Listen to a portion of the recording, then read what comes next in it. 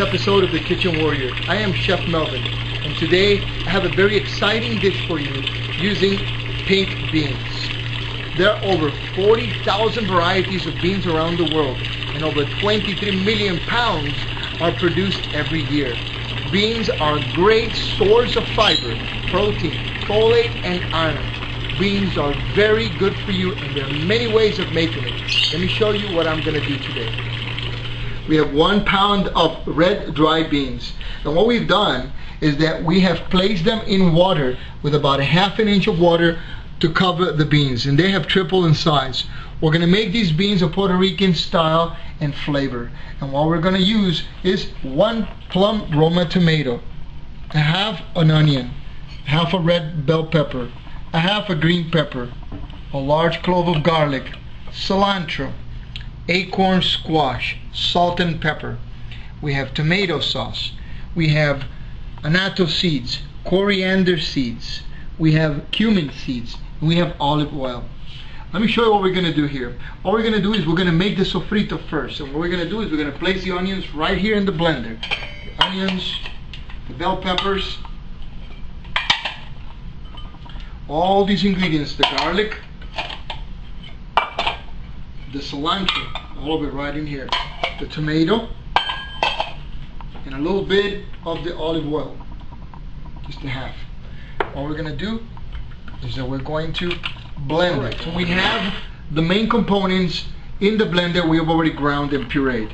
What we're going to do here is we're going to add 1 teaspoon of the annatto seeds. This is going to help it with a really nice flavor and a very nice light orange color. Very earthy flavors. We're going to add 1 teaspoon of coriander and 1 teaspoon of cumin seeds. And what we want to do here is we want to grind these a little bit before we place them in the blender.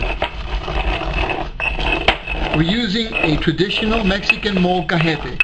We can use a pilon, we can use a modern food processor or a spice grinder. And what we want to do is we want to make sure we puree this into a fine powder. And we're going to add this to the sofrito, and we will have that perfect Puerto Rican flavor.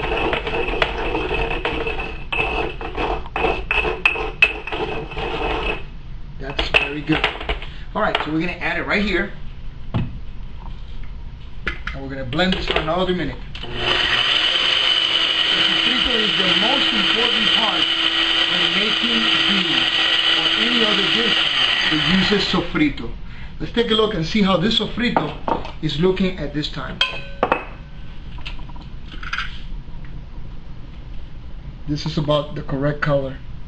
There is green sofrito and there is red sofrito. You can smell the combination of all these ingredients. And that tells me we are on the right track. By placing our beans with the water into the pot. They're barely covering the surface. And we're going to cover these, and they're going to cook anywhere from 35 to 45 minutes. In the meantime, we're going to take our sofrito and we're going to place it right here into this pan, and we're going to cook it slowly. All we want to do is just cook the sofrito very nicely. Once you have cooked down the sofrito a little bit, you let it cool down, and you can use this a couple of times if you place it in an ice cube tray. Alright, so our sofrito is been cooking for about 5 minutes. This sofrito smells, let me tell you, magnificent. If you have any Puerto Rican friends or anybody that you know that has tasted Puerto Rican food, they can identify with this aroma. It's been cooking for 20 minutes. Let's take a look and see how they're looking right now. You can start to see the color change a little bit. Let's try a couple of these beans and see how they taste. Another 10 minutes, they'll be completely ready. But this is a perfect time for us to begin to add the recao to it and the tomato sauce. We're going to start by adding half of this.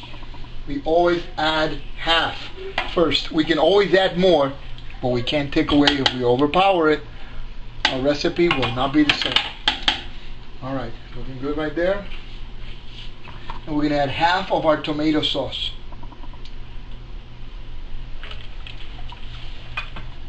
At this time, we're going to add a little bit of salt and pepper. Just what we can grab between our fingers. 3 fingers. We drop it in there. We're going to let this cook a little longer, and the flavors are going to start beginning to develop. Quick look at our beans here. See how they're looking. And you know what? Yes, absolutely. We can add the other half of our recao. We're going to add it to it and take it. Very good. The smell in the air is very wonderful. You could probably smell it out in the neighborhood. We're going to add the rest of the tomato sauce.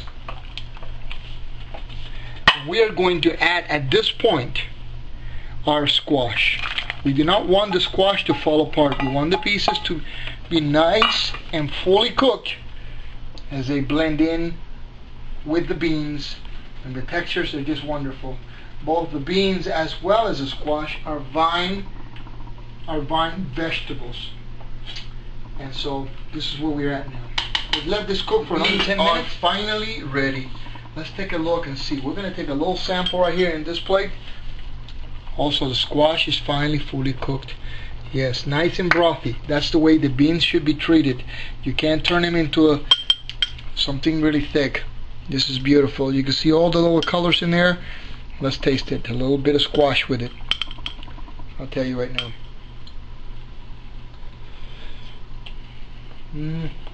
Wonderful. We're ready to plate up our beans. I've made a little rice on the side because I want to show you what it looks like.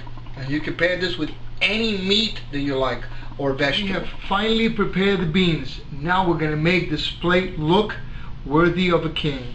Let's watch and see how our beans look in this plate. Now let me tell you something. If we let these beans rest overnight, these beans are going to double in flavor. Let's see. We're going to drop this right in the center. Look at this. Not just a bean. This is nature at its best. Wonderful. We're just helping it look a little better. Alright, so we place this mold right in the center. We made a little bit of rice, just like I've shown you before. Place it right in the middle, like that. This is the part that really gets me excited. How food looks. This is our life. This is our culture. Food is everything to us. Without it, we can't even imagine what life would be like. Alright, so this is your regular rice and beans. I'm going to take this a little step further, and we're going to do something called arroz con habichuelas a caballo.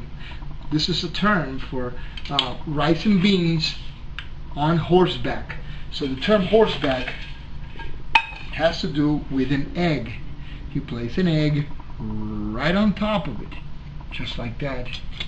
And you know what? I've got a little piece of avocado right here. I love avocado.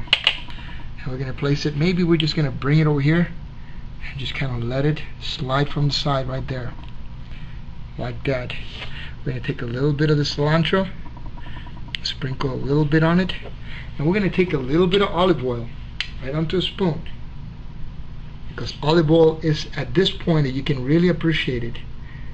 There you go. You can really taste it if you're going to cook from the beginning. The flavors seem to get opaque. But it's at this time that beans really appreciate the flavors of avocado. Alright. I am Chef Melvin, the Kitchen Warrior. Thank you for watching the way that I've made these beans for you. I hope you enjoy it. I'll see you next time.